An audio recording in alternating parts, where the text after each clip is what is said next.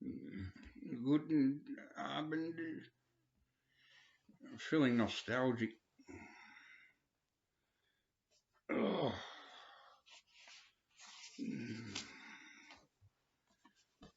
I used to have various groups of friends. You know, some groups of normal people, and and then sort of low level criminal types, which I'm sort of 50-50. But this was the main gang. We weren't a gang, but we used to sort of hang out a lot. What you'd call sort of not the lowest scum of the southern suburbs, beach suburbs of Sydney, but certainly close to the bottom of the barrel.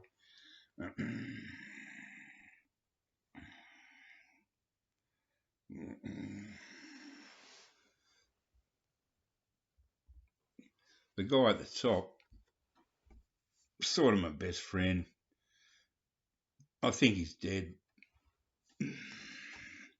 Haven't been able to get in touch with him for a couple of years now. Um, Butter wouldn't melt in its mouth. That's me. I'm the worst of the bunch. What a joke, huh? Far worse than those three. But I was 19, born in 51. Tony was born in 52. I think Maury 53 and Pete 54. So I was 19, he was 18, he was 17, and he was 16 in this photograph. Incredible. Incredible. Yeah, I think Tony, uh, I was the first in the group to smoke dope, and I could take it or leave it. But when Tony and one of his younger brother Peter got into it, they just couldn't leave it alone. From the first toke, and I'm talking Durban poison and really serious marijuana in the day, not bullshit stuff. And they were just hooked from. And then their two younger brothers beyond him, the poor family had four boys, and all of them became absolute drug addicts. But only, not heroin addicts. But anyway, but Peter here was my tripping buddy. He's a severe schizophrenic. He was still all right at this stage, but by the late 70s, he was living on the streets. It's the last time I saw him was in the early 80s. But we used to go tripping. I'd go driving out in the national park at night, and he LSD was made to help people like him. And the funny thing was, I could drive really well on acid, even though it was hard to do. I could do it.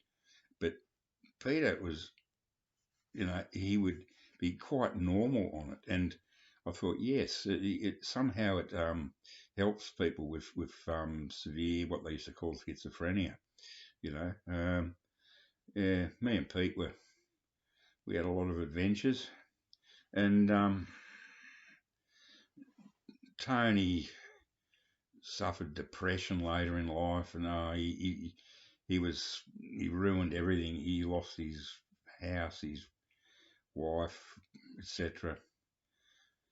Maury, him and me got up to many adventures, mainly involving motorbikes, and we were at the Bathurst bike races in '77, I think the year was, where they throwing Molotov cocktails at the police paddy vans and overturning them, and it was nasty shit. But Maury was never a druggo, but he actually got his hands on some opiated hash, and we went up to the Bathurst bike races in my white Ford Falcon, and we were allowed into the bikie camp because it was a cool car.